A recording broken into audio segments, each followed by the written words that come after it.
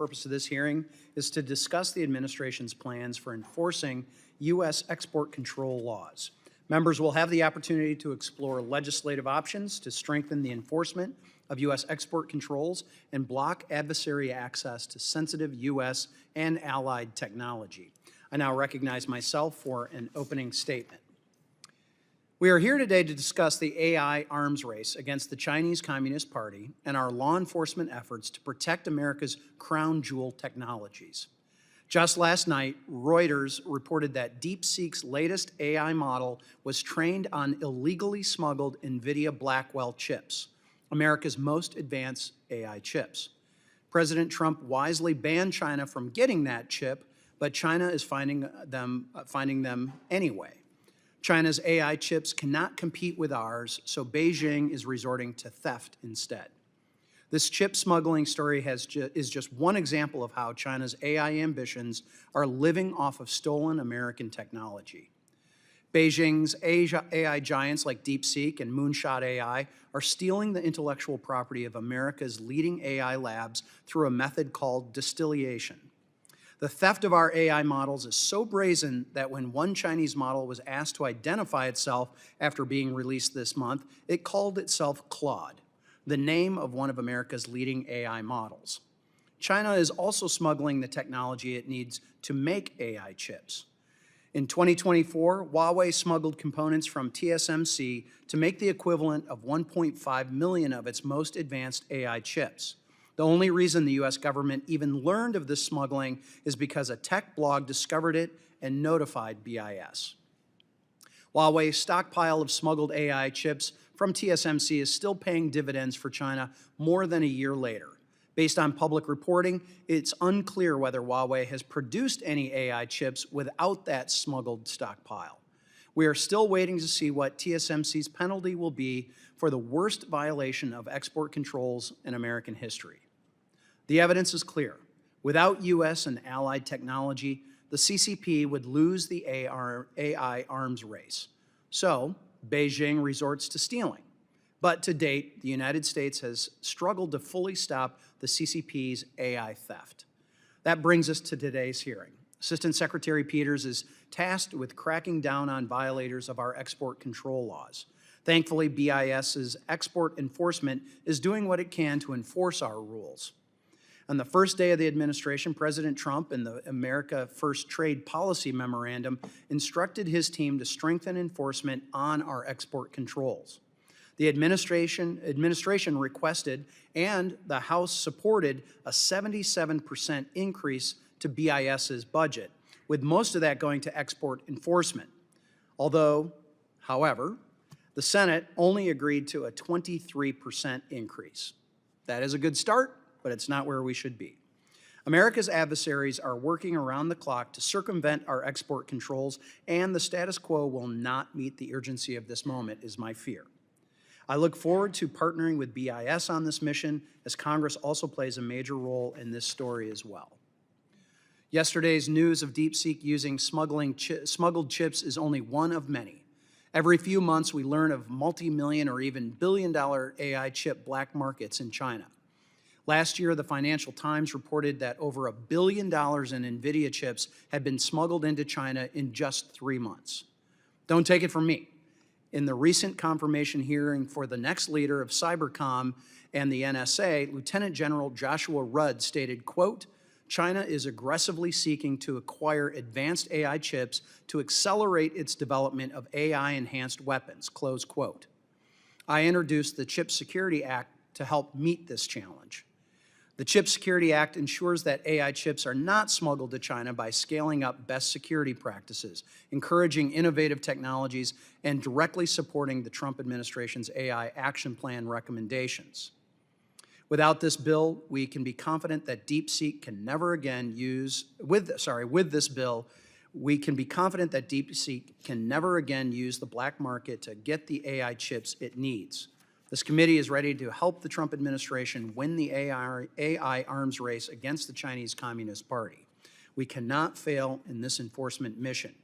Every case that BIS brings against these smugglers is one step closer to ensuring that the free world and not the Chinese Communist Party wins the defining technologies of our time. And with that, I yield back, and the chair now recognizes the ranking member from California, Representative Kamlager-Dove, for an opening statement. Thank you, Mr. Chair, for holding this important hearing, and thank you to Assistant Secretary Peters for being here. Export controls are only as effective as our ability to enforce them, and today's hearing is an opportunity to examine and address the major barriers to better enforcement. Over the past few years, insufficient funding has been one of the most consistent challenges to our export enforcement capacity. BIS has had to execute complex new rules related to Russia's invasion of Ukraine and China's access to AI technologies using outdated IT systems, and only 11 export control officers conducting in-use checks overseas. I'm glad that Congress has finally stepped up and increased BIS's budget by 23% for the 2026 fiscal year. My bill, the Export Control Enforcement Act, would increase the number of export control officers who are the backbone of our global enforcement efforts. With these new resources, I hope BIS's first action is to hire more ECOs in line with my legislation.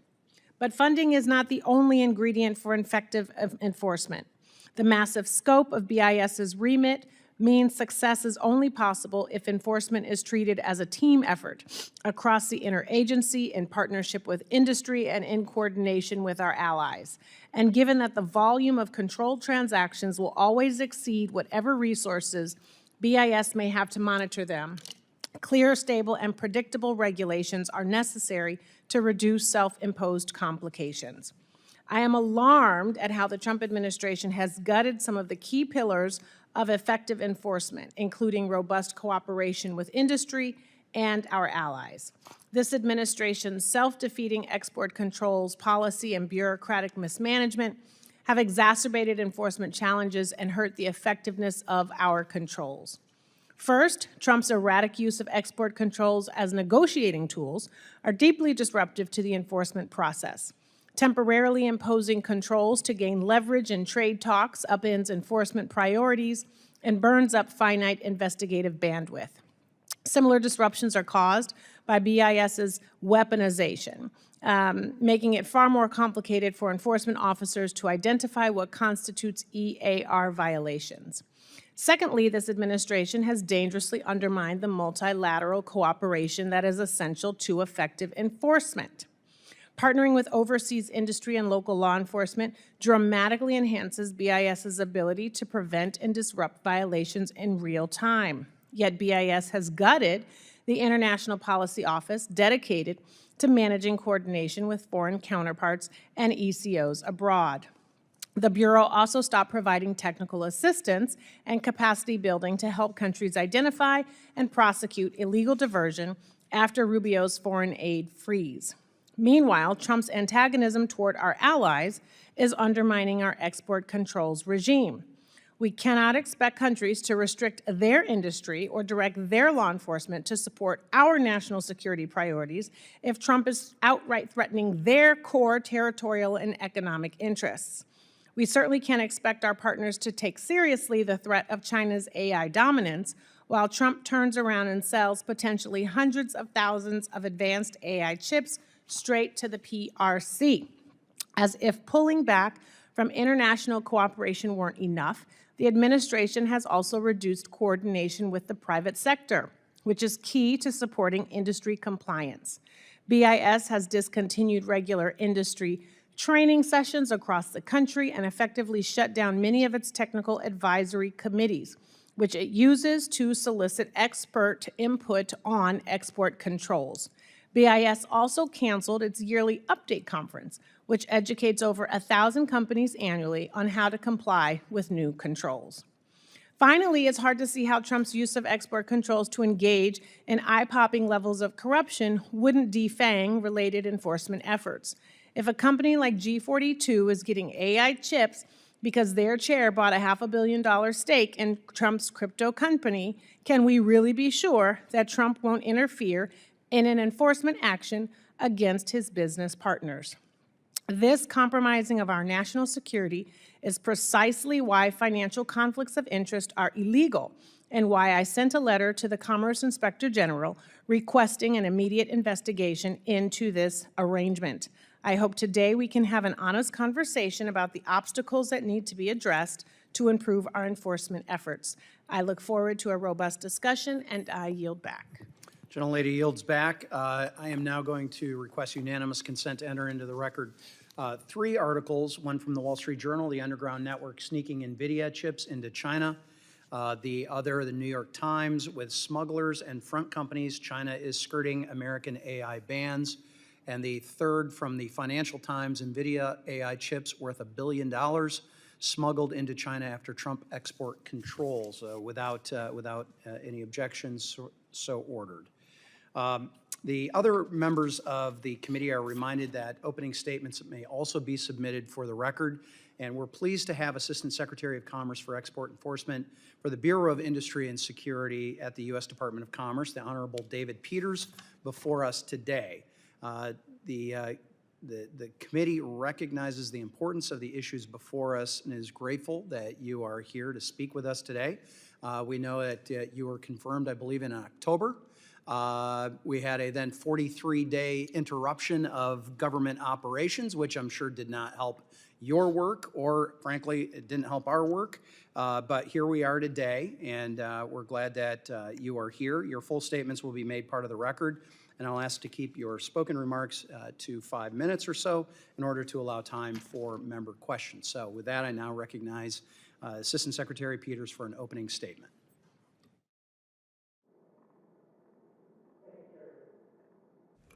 Thank you, Chairman Huizenga, Ranking Member Kamlager-Dove, and distinguished members of the subcommittee. I appreciate the opportunity to testify today. Among its many responsibilities, the Department of Commerce's Bureau of Industry and Security, or BIS, is charged with the civil and criminal enforcement of the nation's dual-use export control laws. The stakes of this mission have never been higher. Our adversaries are determined to gain access to our best dual-use technologies to erase America's economic and military preeminence. Export enforcement, or EE, stands at the forefront of protecting America's technological edge. And under the historic leadership of President Trump and Secretary Lutnick, enforcement today is stronger than it's ever been. The Offices of Export Enforcement and Enforcement Analysis, both components of EE, are staffed with highly skilled federal law enforcement agents and intelligence analysts. Though under-resourced, EE punches well above its weight. For example, we recently secured high-profile indictments and arrests in the Southern District of Texas and the Middle District of Florida of individuals and entities engaged in smuggling and unlicensed exports of advanced AI chips and GPUs. Additionally, recent trial convictions, including one just last week in the Southern District of Florida, and sentences throughout the country for export control violations demonstrate the quality of our criminal investigations. Moreover, in the past 12 months, BIS has announced significant administrative penalties against companies that have run afoul of the Export Administration Regulations. Last year, we reached a $95 million settlement with Cadence Design Systems for unlawfully exporting critical semiconductor design technology. And just 2 weeks ago, we announced a $252 million settlement with Applied Materials for selling semiconductor manufacturing equipment to a company on the Entity List. This was a statutory maximum penalty and the second largest standalone penalty ever imposed by BIS. The message to everyone paying attention should be clear. Follow the law or face the consequences. With more resources, our enforcement would be even stronger. In fiscal year 2025, BIS collected far more in criminal and administrative penalties, forfeitures, and restitution, roughly $278 million, than our funding, which is approximately $191 million. As a financial matter, the American people get far more out of BIS than they put in. And with more funding, increased penalties and stronger deterrents are sure to follow. The FY26 budget, which gave BIS an increase of approximately $44 million, was a significant step in the right direction, although it fell far short of the $122 million requested by the President's budget. With this increase in funding, BIS is prioritizing hiring more personnel. That means more agents, more analysts, more overseas export control officers, as well as obtaining advanced analytics and threat-relevant training programs. This will enable better accountability of licensed trade abroad, more investigative leads, more investigations, increased criminal and civil penalties for violators, and ultimately greater deterrence. To achieve these goals, we also encourage Congress to increase statutory civil penalties. Currently, the maximum civil penalty allowed for violations under the Export Control Reform Act, or ECRA, stand at twice the value of the unlawful transaction, or $300,000 adjusted for inflation, whichever is higher. Compare that to violations of the International Traffic in Arms Regulations, where the Arms Export Control Act authorizes a penalty of approximately $1.2 million per unlawful transaction.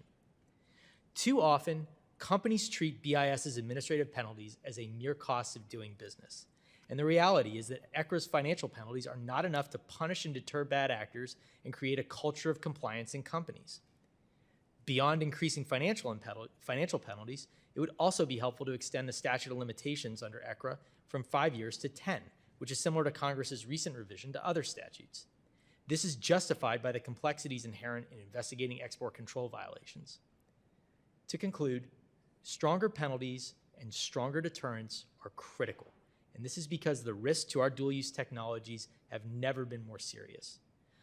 I appreciate that the members of this committee recognize the threat, and I'm grateful for your support in confronting it. Thank you again for having me before you today, and I look forward to your questions. Thank you, Assistant Secretary Peters. Appreciate that input. And with that, I'm now going to recognize the gentleman from Texas, Congressman Self, for 5 minutes of questioning. Thank you, Mr. Chairman, and thank you for being here. Did you say that was a $252 million penalty? Okay, thank you. Look, we know that both TSMC and NVIDIA, TSMC has smuggled chips. NVIDIA has always builds chips just under the threshold that Congress sets. So with that, I'm concerned about the gaps in our export controls. And I agree with you, they're too far, they're too low to deter bad behavior.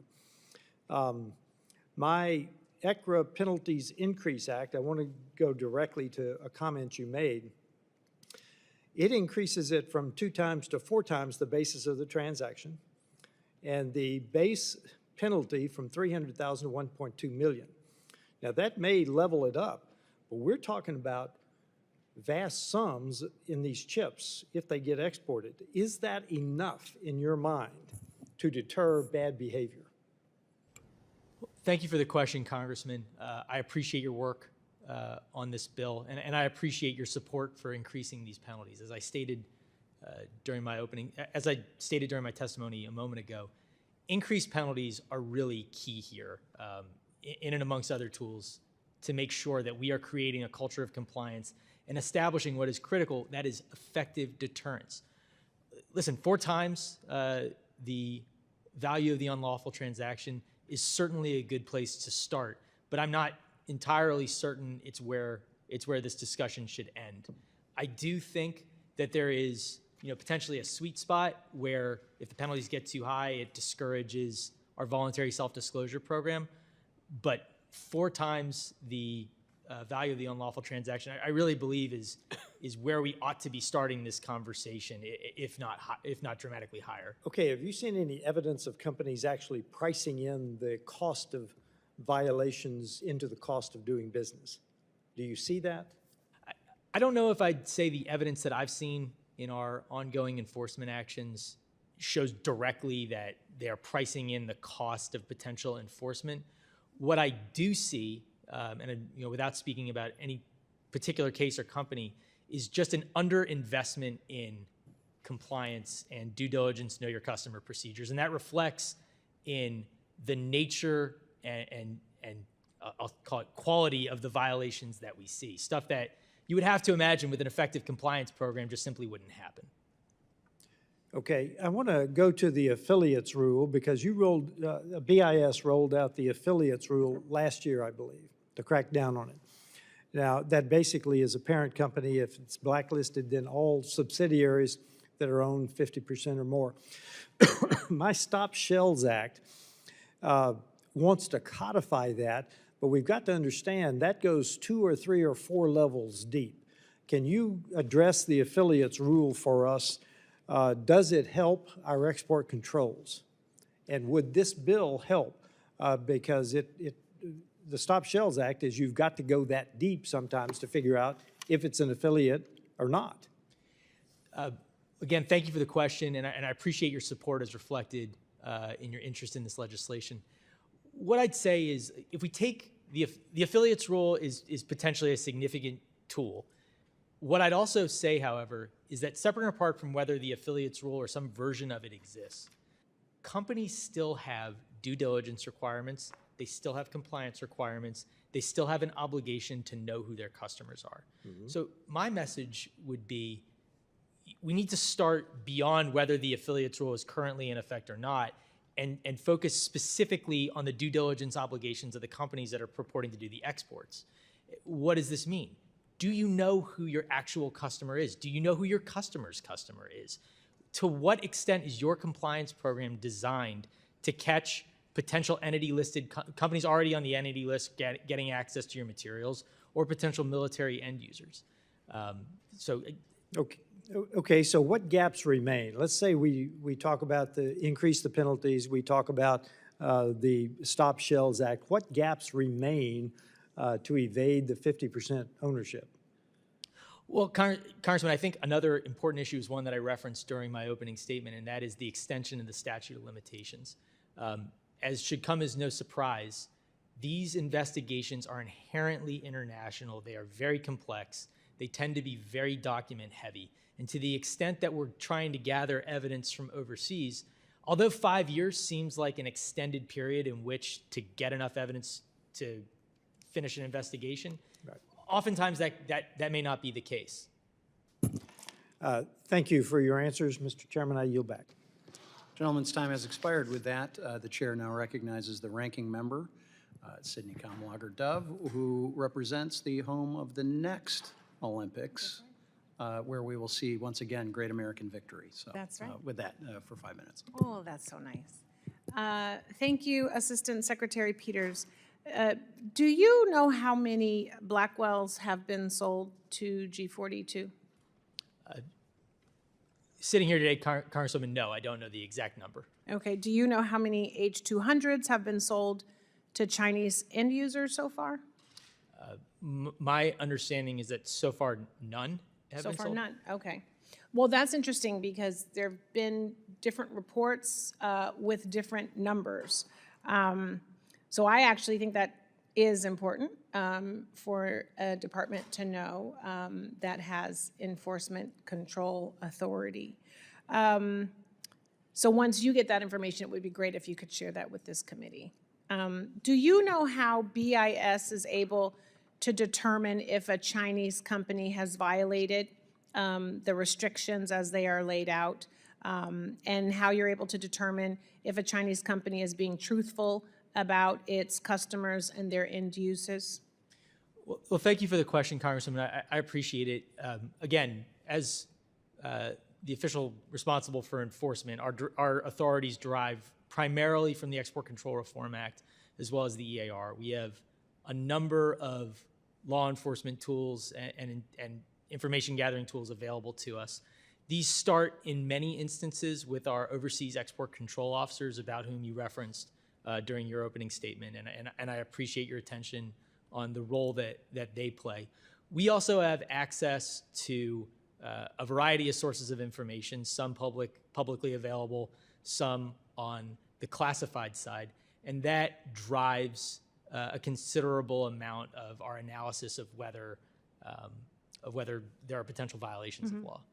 Well, I certainly think it's, I think that information is important, and this tends to be a bipartisan issue. I think most of us think that information is important because many of us are concerned with Chinese access to these chips and then how they will be used. So would you say that stopping the diversion of controlled technology is an important priority for your office? Absolutely, Congresswoman. It is the priority for us in export enforcement. Stopping preventing diversion is our bread and butter task. I am so glad that you said that. So my next question is, does BIS plan to use its new funding to restart the technical training and capacity building that was helping partner countries to better identify and prosecute illegal diversion? Thank you for the question, Congresswoman. We interact with a variety of countries with respect to this problem set. I disagree somewhat with the premise of the question that we in export enforcement are not involved in partnership with our foreign law enforcement partners. We remain actively involved as not only part of our ECO programs run out of our embassies abroad, but also just as a general matter of course. We are regularly in contact with foreign law enforcement agencies. Yes, so I should restate, that was not the premise of the question. The question is, now that you've gotten a little bit more funding, if you would be willing to commit to more training and capacity building, because we want to make sure that our partners in other countries are working in tandem with us and have the resources that they need, that we need them to have in order to be able to identify and prosecute illegal activity. Thank you, Congresswoman. I'm sorry if I misstated the premise of your question. Of course, as we get new funding and as we hope to expand our ECO program, that is inevitably going to result in more host nation law enforcement, LE to LE interaction, with an eye towards helping them to help us to identify potential violations of law. So you're saying you need new funding, the more funding, not the current funding that you got? What I'm saying, Congresswoman, is now that we have the new funding, our expectation is to use it in part to expand our ECO program, which I expect is going to bleed into additional LE to LE partnerships. Okay, well, that's helpful to hear. As you also heard me in my opening statements, I talked about the annual update conference. So are you willing to commit to working with your export administration colleagues to resume BIS's participation in its technical advisory committees and to hold the annual conference? Congresswoman, we work with our export administration colleagues on a daily basis on a variety of issues. As far as the tax are concerned, again, that is primarily an EA function. We had some interaction previously with, I believe it was the regulatory and policy TAC. I'm not sure what the status of that is, but I'm happy to take that back to my colleagues in EA and get an answer for you. I would appreciate it if you could get back to us on a few of those things, including that, but also if you're able to access the number of chips that have been sold. I think that would be of use to the committee as well. Thank you, and I yield back. Gentlelady's time has expired. With that, the chair recognizes the delegate from Guam, Mr. Moylan, for 5 minutes. Thank you, Mr. Chairman. Assistant Secretary Peters, thank you for coming on in today. And you made it pretty clear that halting China's AI advancements and maintaining U.S. leadership is one of our most critical for us, and the national security is a challenge every day that you have to go through. And then we have what we call the China AI Power Report Act. It requires BIS and State Department to create an annual report on China's entire ecosystem, including its compute capacity, supply linkages, and applications to its military and industries. And if we don't have that, then I'm afraid we're just simply shooting our darts blindfolded in the dark. The challenges we need to address is recruiting and retaining people who understand our national security imperatives, but also have industry knowledge and technical expertise. Just last month, a federal jury convicted former Google engineer Liang Ding for stealing thousands of pages of documents on Google's AI trade secrets. While stealing those secrets, he worked to stand up a new technology company in China to use that exact stolen Google tech. So, Mr. Peters, what are some of the lessons learned from that case, and what sort of precautions should our technology companies have to reduce insider risks for stealing our technology? Well, thank you for the question, Congressman. Again, part of our core responsibility within export enforcement is to make sure that we are in regular communication with companies, answering questions that they have about how to best comply with the Export Administration regulations and their obligations under ECRA. I'm happy to say that in the time that I've been at BIS, we have really endeavored to be responsive to questions from the business community. There are a variety of ways that the business community may interact with BIS. Obviously, we're aware, they're federal law enforcement agents, so at times they may show up with requests for documents, they may show up with subpoenas, they may show up to interview members of the company in support of an investigation. But there's also just standard routine outreach that has no connection to any particular investigation or subject matter, but where we seek to go out and educate our partners in the business community, because truly it's through them that we tend to identify a lot of these potential violations of ECRA and the EIR. So I see that as a core part of the obligations of my Office of Export Enforcement, and we've been actively engaged in that in the time that I've been in my current role. Thank you. And how about the Disruptive Technology Strike Force? Is that still active? Again, thank you for the question. Disruptive Technology Strike Force was an edifice of the prior administration. What I'd say is, separate and apart from whether there is something currently called the Disruptive Technology Strike Force, we are still focused on priority areas of enforcement.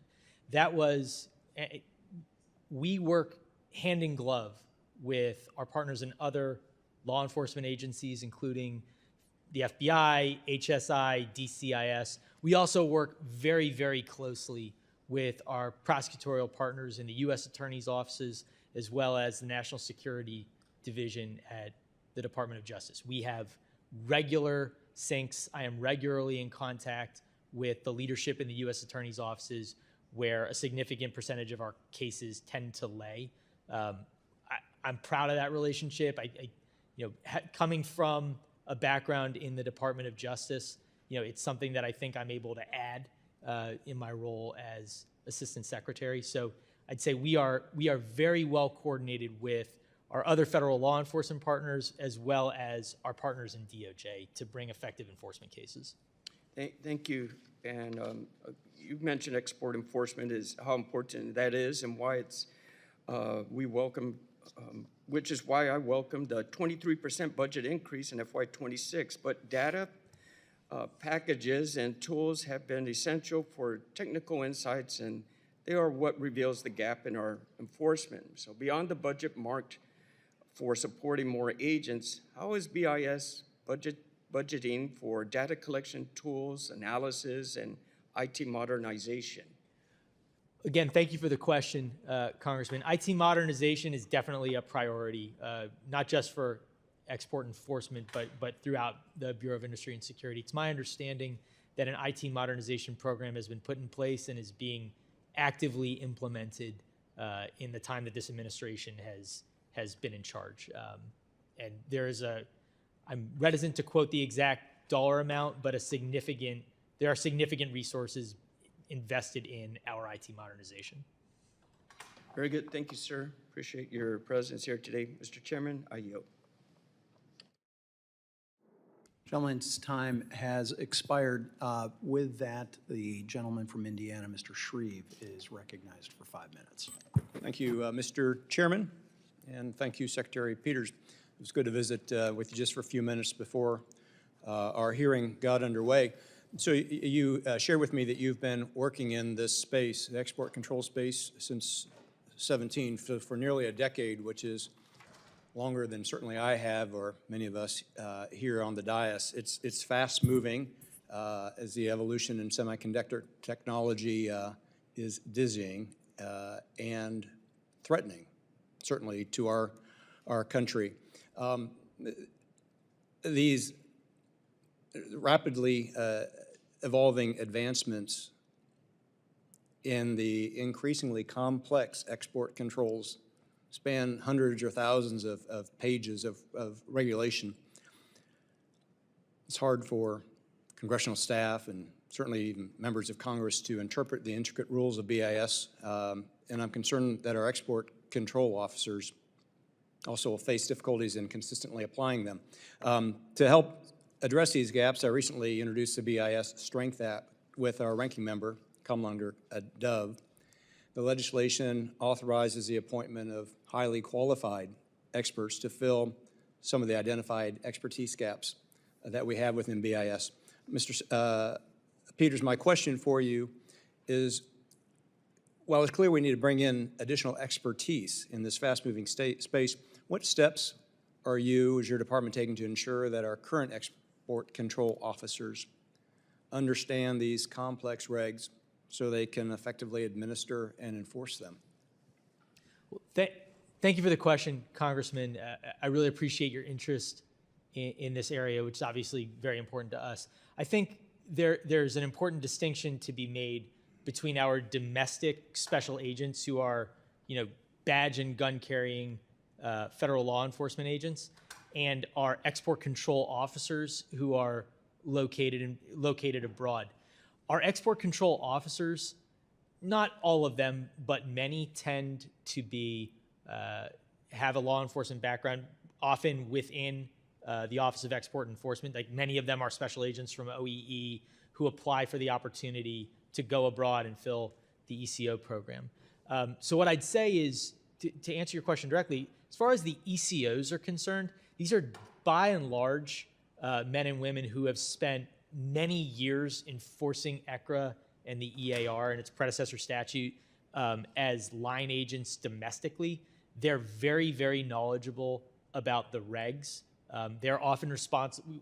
As I stated earlier, we partner with other federal law enforcement agencies, not in every case, but almost every case. And often it's incumbent upon us to make sure, say, our partners at HSI or the FBI or DCIS are familiar with the regulations that we're attempting to enforce against potential defendants. So as far as I have great confidence that our ECOs abroad are there with an already established strong foundation in the rules that they're there to enforce. To the extent that they have questions, we have significant resources stateside to help them, both through my office as well as our partners in export administration. We also have access to our Office of Chief Counsel within the Bureau of Industry and Security. Well, I take some comfort in hearing of your confidence level. It would seem to me that it'd be extraordinarily difficult to keep up with the subject matter expertise, but I appreciate knowing that you've got that confidence as you're much closer to it on the ground. I wanted to turn briefly to Iran specifically and their use of restricted components for UAVs, including the Shahed drone. The Iranian UAVs have been deployed both directly and indirectly by groups against Israel and our U.S. partners.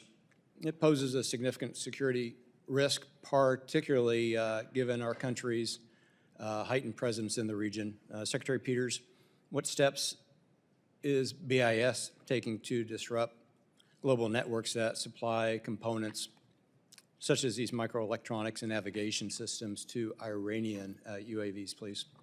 Well, again, thank you for the question, Congressman. This is among our chief areas of enforcement, is to prevent our technology from winding up in weapons that could potentially be used against our allies as well as our own forces abroad. What I'd say is we take a priority approach to our enforcement buckets. The Iranian question is among the top of our priorities, and we have all of the same tools available to us under ECRA and the EAR to enforce against violators in that space as we do in other spaces. So typically, leads will come in suggesting the diversion of microelectronics, GPUs, and so on and so forth to problematic end users, potential military end users, companies on the entity list, and we investigate them in many of the same ways as we investigate other matters that fall within our charge.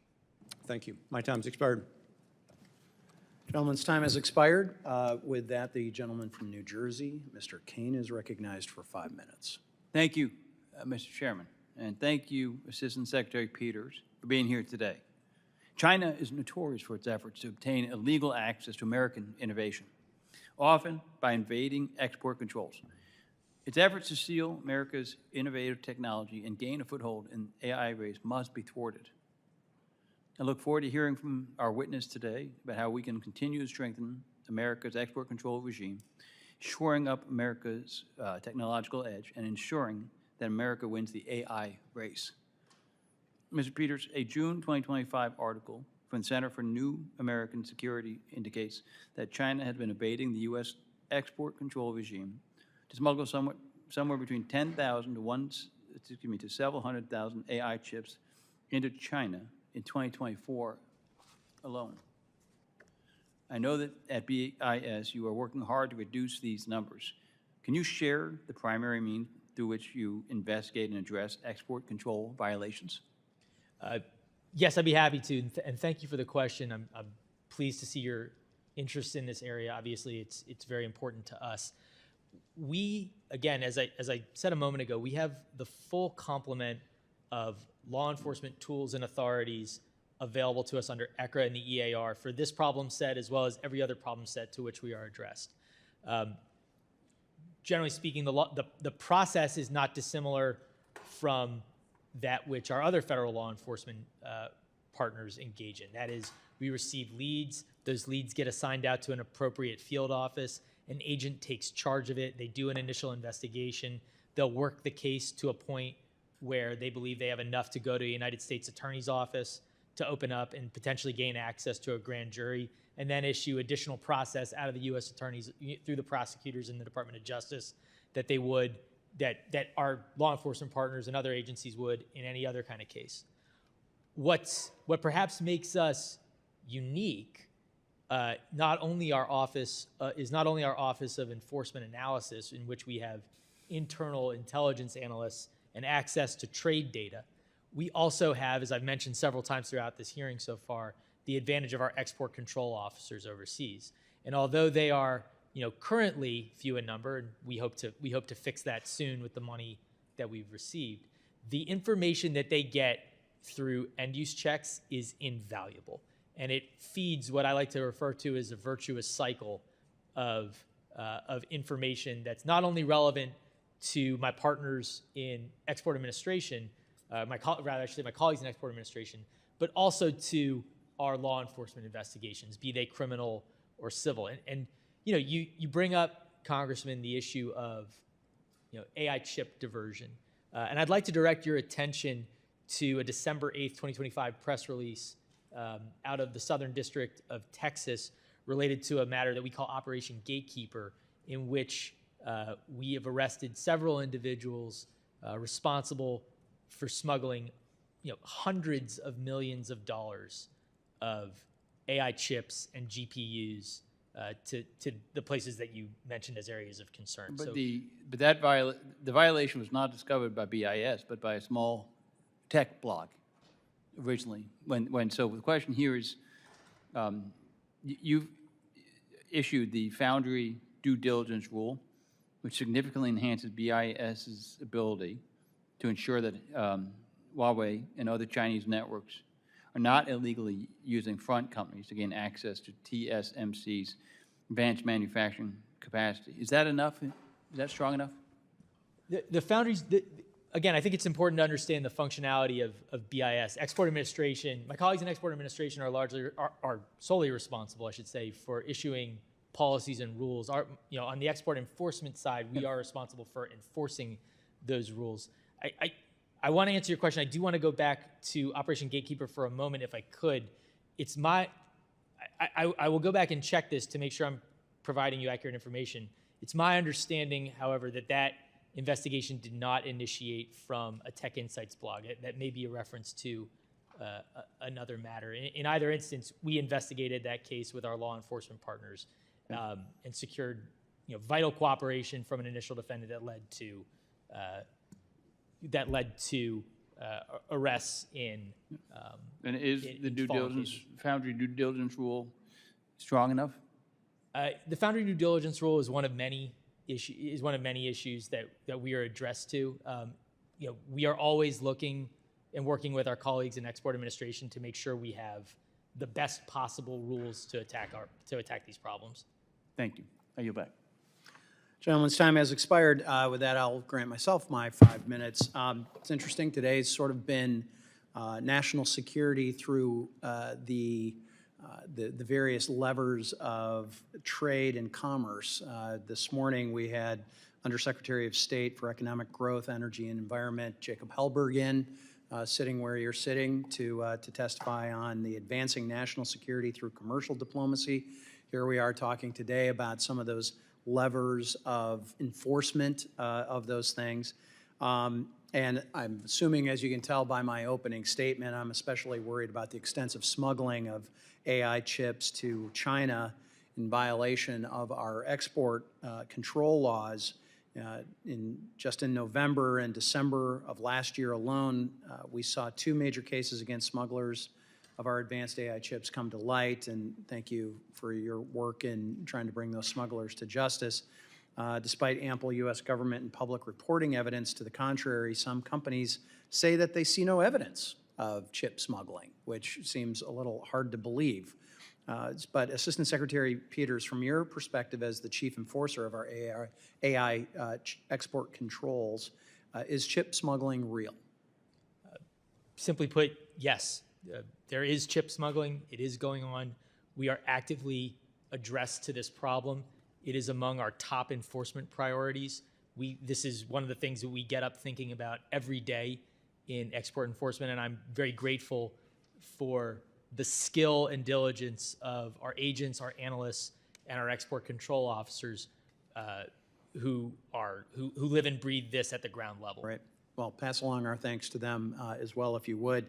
I think what most people don't understand is the scale of America's sale of AI chips worldwide, how massive it really is. America, or in America, will make upwards of 10 million AI chips this year, with many of them sold internationally from Southeast Asia, the Middle East, and even to Armenia, places like that where you wouldn't necessarily think of them as tech hubs. However, America has only 11 export control officers that you've been talking, or rather those on the front lines responsible for ensuring export control compliance worldwide. Given the scale of the AI chip sales and BIS's limited personnel, would you say it's been challenging for BIS to have certainty that the chips that America is selling around the world and selling abroad have not eventually been smuggled to China? Well, thank you for the question, Congressman. Again, enforcement is, there are just inherent challenges with enforcement, whether domestically there are challenges. Obviously, those problems, are increased in an overseas setting where you're required to rely on host nation law enforcement support in order to accomplish your mission. Of course, with more resources, we can do more. We are doing a lot now. These new resources will enable better accountability of our trade abroad. As I've mentioned several times, I anticipate an expansion of our ECO program. Right. The idea being more ECOs, more ability to observe licensed trade abroad, more ability to contribute to what I've now referred to several times as a virtuous feedback loop of information to inform not only licensing decisions, but also the trajectory of potential criminal and civil regulatory investigations. Great. And to be frank, it's one of the reasons why I introduced the Chip Security Act, H.R. 3447, which would create security mechanisms within those chips and within the technology, and give BIS hopefully some more confidence that when our chips are sold abroad, that they do not end up in the hands of the Chinese Communist Party. That was one of the things that was discussed this morning. Was some of the technology announcements. I believe it's G42 out of UAE that announced that they're able to put that technology into the chips. And I think we're all trying to build towards certainty of making sure that we know where those chips are. Are they in the hands of the intended recipients, or are they being used for malign purposes? So with, I don't know if you have anything quickly that you want to add on that. Otherwise, hopefully the gentlelady from Florida has been settled in and is able to take her 5 minutes. So unless you have something very quickly you want to add to that. No, Congressman, again, we appreciate your interest in this area and your support in ensuring that we are better able to do our job. As I sit here today, I'm probably not familiar enough with the technical capabilities to perform the action that you just described, but it's something that I'm certainly open to learning more about and working with your office. Great. With that, I yield back.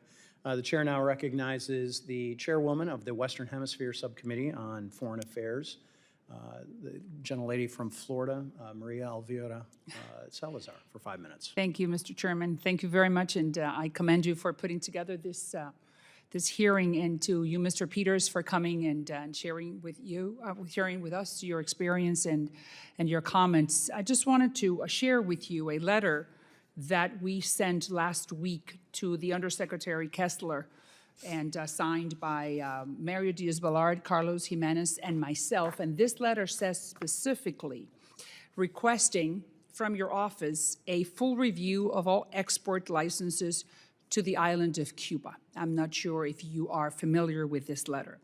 And the reason why we did this, Mario Diaz-Balart, Maria Salazar, and Carlos Jimenez, or Carlos Jimenez and myself, Maria Salazar, is because there is a new elected official in the city of Miami, the city that I represent, called Dariel Fernandez, who is the tax collector.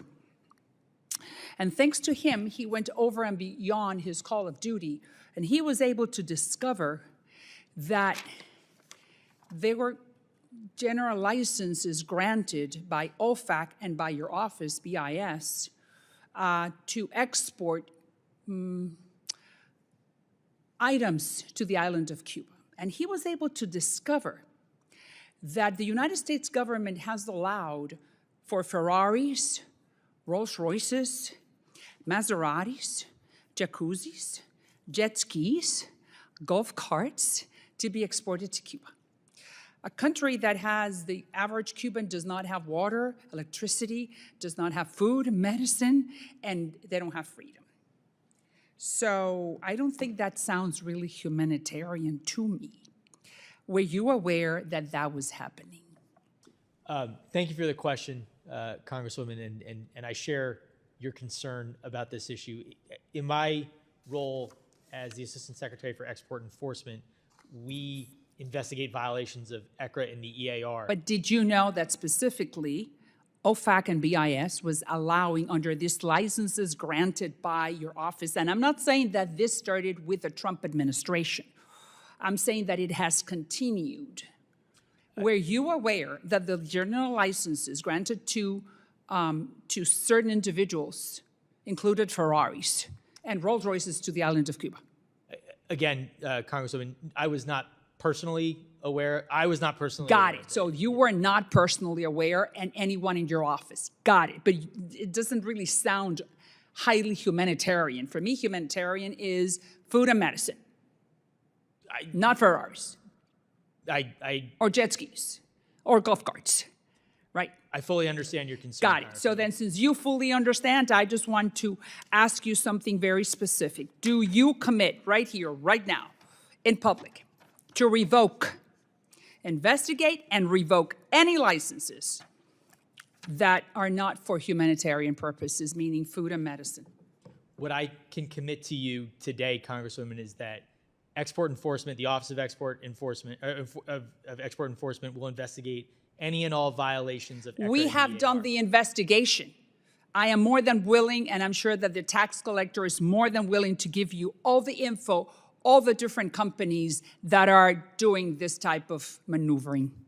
Because this is just it's just a loophole in the law that we have allowed it for years. But it has to be humanitarian because that is the Trump policy. Humanitarian items to the island of Cuba.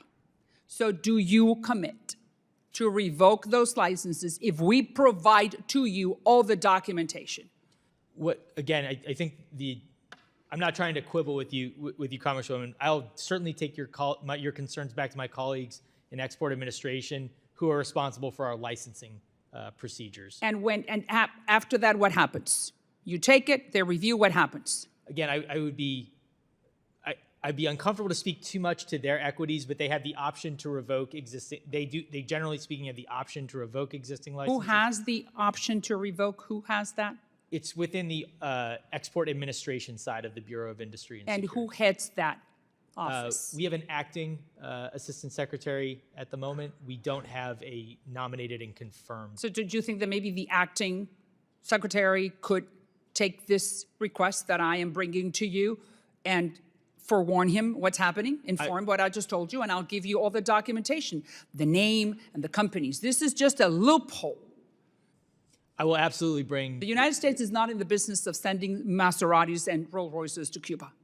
I understand, Congresswoman, and I'll certainly bring your concerns and any information you provide back to And my what is the name colleagues. of the person that we need to talk to? The person that has the ability to revoke those licenses. What's his name? Again, the Undersecretary for the Bureau of Industry and Security is, I assume you know, is Jeffrey Kessler, since you wrote the letter. Correct. Yeah, and so I can work with him as the Undersecretary and. Please do so, because we're going to be following up with you. Okay, thank you, Congresswoman. And we're here to help you with any documentation, any research that the tax collector has done. And thank you for your time. Thank you. And for wanting to help us. I yield back. That gentlelady's time has expired, and we'd like to welcome a guest, a member of the full committee, representative from Rhode Island, Mr. Amo, for 5 minutes. Thank you, Mr. Chairman. I appreciate your accommodation today. Thank you, Assistant Secretary, for being here.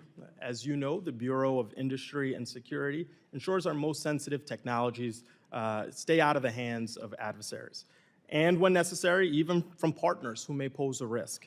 BIS uses export controls to protect advanced artificial intelligence systems, drone and missile detection technology, and other advanced critical tools for our national security. But export controls only work if they're consistently enforced and if BIS has the resources, the staff, and the independence to do its job. Under President Trump, our export controls have been, frankly, inconsistent and politicized. I'm worried he's ceding ground to authoritarians who would use our technology against us. In January, BIS loosened export controls to allow China to purchase H200 chips. These chips have 6 times the processing power of those previously restricted and far beyond what China can currently produce on its own. Approving the export of these chips undermines our competitive advantage and national security in the AI arms race. Trump also approved advanced AI chips to Saudi Arabia and the UAE, despite serious national security fears about their close ties to China. The timing raises even deeper alarms.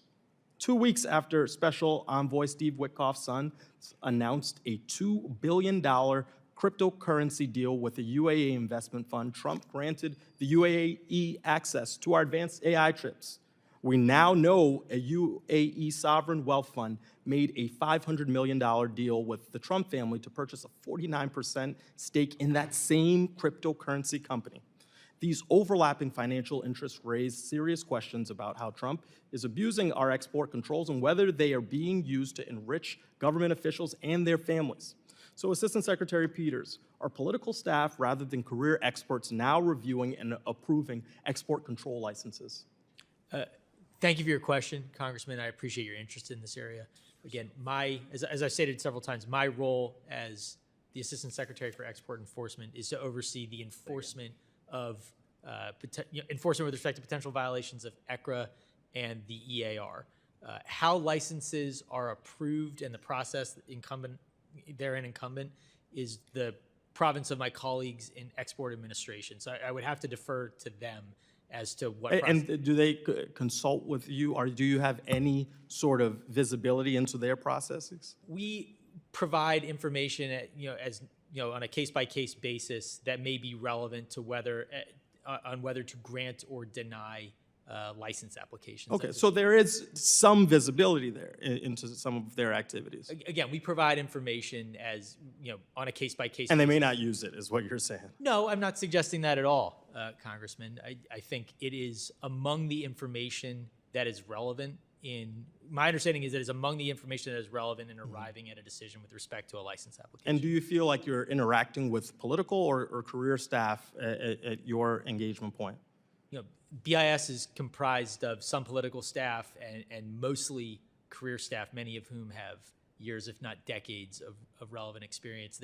Their expertise is relied upon in my observations, particularly in export enforcement, which is my purview.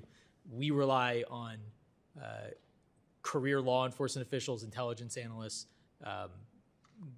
without regard to any political persuasions. Okay, well, I hope that limited number of political, employees are actually not wielding the power that I believe they might be. What procedures are in place to ensure that these approvals are being made without the influence of government officials who may have personal financial interests in these deals? Again, Congressman, two points. One, I disagree, or I take issue with the premise of the question that anybody in the Bureau of Industry and Security is acting in an inappropriate way. I've seen nothing to suggest that that is the case. Again, it sounds like your question is one of policy and process for license applications, and again, I would have to defer to my colleagues from Export Administration in that regard. Okay. Well, look, the premise of the question is based on the fact that there are folks who are making money off of these deals, and it just so happens to be that they're related to officials in the administration. That may not be under your control directly, and I certainly won't lay that at your feet, but I will say that it is essential that we don't see the abundance of corruption that the American people perceive is occurring. And so to all the officials who have a connection, we should look very clearly, and they should know that we're looking. They're certainly subject to our oversight, and we have to ensure that there isn't any corrupt action taking place. And with that, I yield back. Gentleman's time has expired. It was my intention, and we had some agreement to do a second round. I may be the second round, if that's okay with you. Want to ask about a recent investigation by the China Select Committee, which revealed that NVIDIA has engineers in China that work closely with Chinese AI labs like DeepSeek. These engineers can get in-depth access to data centers and help troubleshoot DeepSeek's AI model training runs. General Prohibition 10 of the EAR prohibits companies from even facilitating another person's violation of U.S. export controls. If DeepSeek is violating U.S. export controls by using Blackwells to train their models, as has been reported, are these NVIDIA engineers at significant risk of violating General Prohibition number 10? Thank you for the question, Congressman. Again, I really appreciate your interest and the amount of work you've done to support us in this regard. I cannot speak and won't speak to any potential ongoing investigations or to hypothetical applications of law, or the application of law to hypothetical facts. What I will say is that NVIDIA is one of our most successful companies. I think we all celebrate that. We just want to make sure that everybody is adhering to the law. And to that point, everybody who is in the export space is accountable to the prohibitions of ECRA and the EAR. We enforce any potential violation of that law and those regulations without regard to who the violator may be. If we follow facts wherever they may lead. Okay. One of the key roles export enforcement plays is in conducting end-use checks worldwide, in which BIS ensures that technology that is sold goes to where it actually should be arriving.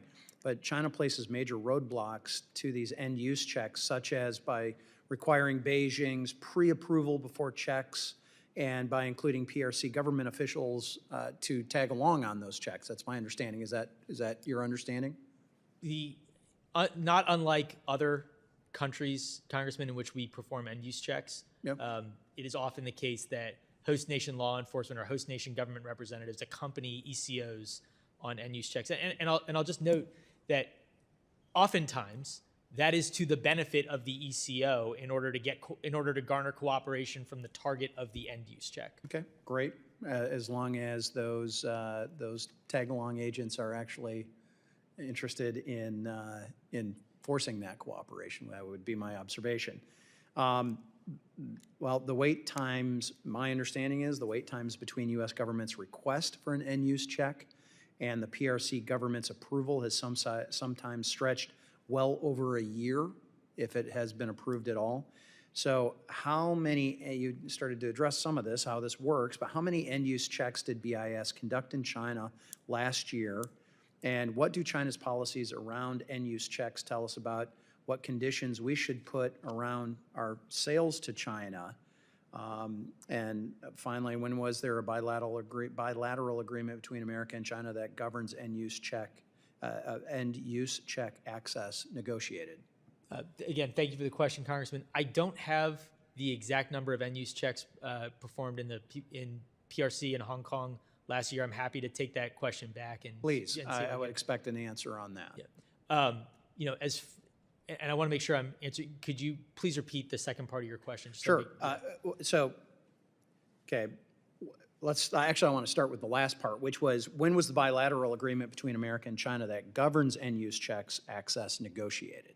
The last agreement that I am aware of was from the previous administration about the timing of scheduling end-use checks and potential consequences for not scheduling them. What I will say in that regard is I've seen I've not received information that suggests that we are being frustrated in our ability to conduct end-use checks in the PRC or anywhere else. If that exists, it would be certainly news to me, and I'd be addressed Does to a it. year seem reasonable? For My approval? No, Congressman, it doesn't. But my understanding is at present, that's not the amount of time it's taking to schedule an end-use check. So you are you asserting that this bilateral agreement solved some of those issues that were reported? What I'm asserting, whether or not it solved it, is to one side.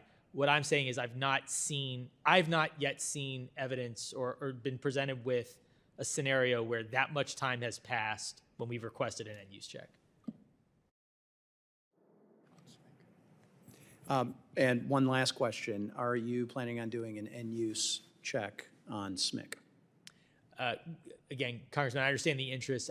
It would not be appropriate of me to forecast in a public setting where and against whom we would do end-use checks, but I'm happy to work with your office and provide information as requested. That would be appreciated, and I'd like to have a better understanding of the bilateral agreement if we could get together on that, because I want to make sure that hypothetical, whoever you may be requesting that end-use check on, that it's done in a timely manner. A year does not seem like a timely manner in my mind. My time has expired, and again, I do want to say thank you. We deeply appreciate your time, your effort. We know, as a former staffer myself, I know that voluminous book in front of you just didn't appear unless it was AI generated. I'll let others address that or not. Staff are shaking their head. No, it's not, as I know it wasn't. But I just want to say thank you. We do appreciate your valuable testimony, and to the members for their questions.